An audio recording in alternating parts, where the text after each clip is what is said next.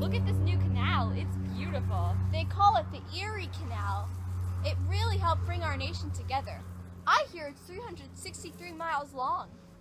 Yeah, it broke apart the Appalachian Mountains that stopped people from going to the west. So glad DeWitt Clinton organized to make it. It really increased our population here in Rochester, New York. Yeah, it helped out economic growth too. Now we can easily trade with the West. I am so glad we came to this church to learn about religion. Me too. I hear Methodism is now the largest denomination of religion. Yeah, I hear it has over 1 million followers now in 1844.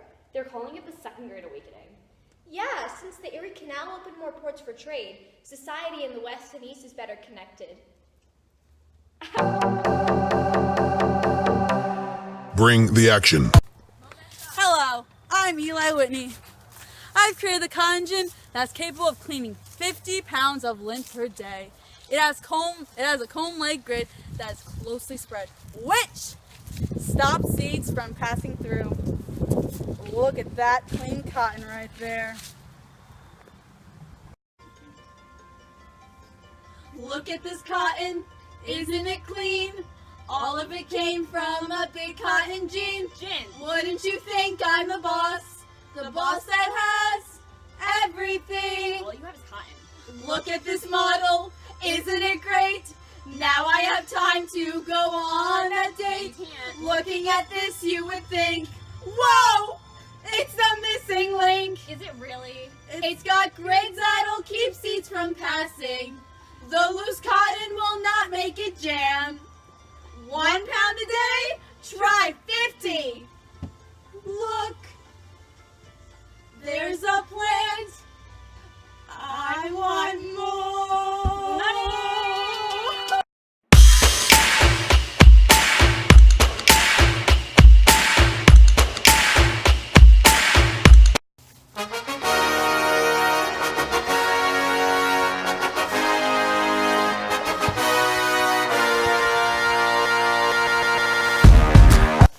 Hey, did you hear about the new transportation revolution? Yeah, it's so cool. I, as a farmer, can get inexpensive, reliable access to distant markets. Really? I, as a manufacturer, can easily send my goods to distant markets too. 1828 is such a good year. They finally finished building the Baltimore and Ohio Railroad. Oh my gosh, Baltimore, Maryland has made tens of millions in annual profit since the transportation revolution. Building the Baltimore and Ohio Railroad was such a good idea. I mean, it sparked the transportation revolution.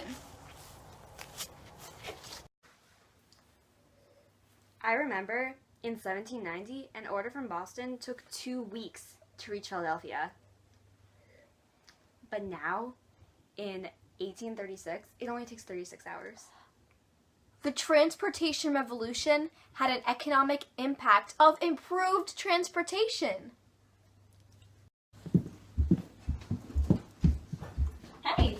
Hey! I'm moving west of the Appalachian Mountains, like the other half of Americans. Me too! The soil in New England is incapable of producing crops anymore. The soil is exhausted. Under the 1862 Homestead Act, land can be claimed by occupying and improving it.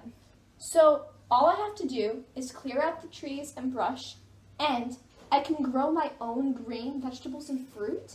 Yeah, you can fish in streams or raise livestock. That sounds great. Let's go!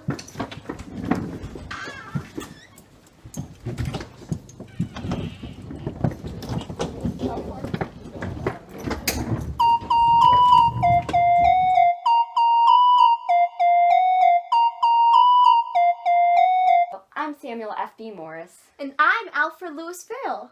I met a guy named Charles Thomas Jackson. He was well-schooled in electromagnetism. I've watched lots of his experiments, and I think I developed the concept of a single-wire telegraph. I'll help you. Okay, we need wires to transmit electrical signals between stations. I'll build and manage them. We could be the first 2 telegraph operators. Well, it's 1825 and we've developed the single-wire telegraph system. Let's test it out. Okay, how? I'll go to Washington, D.C., and you go to Baltimore, Maryland, and I'll send you a message. Okay, let's go!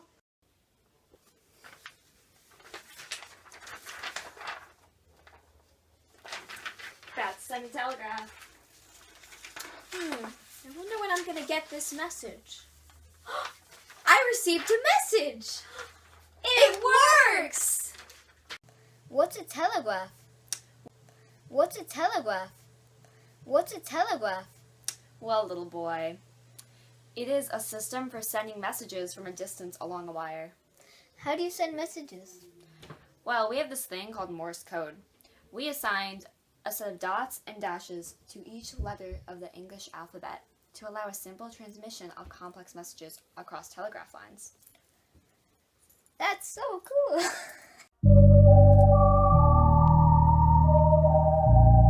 You know, if I say something, I mean it. These things happen. Yeah.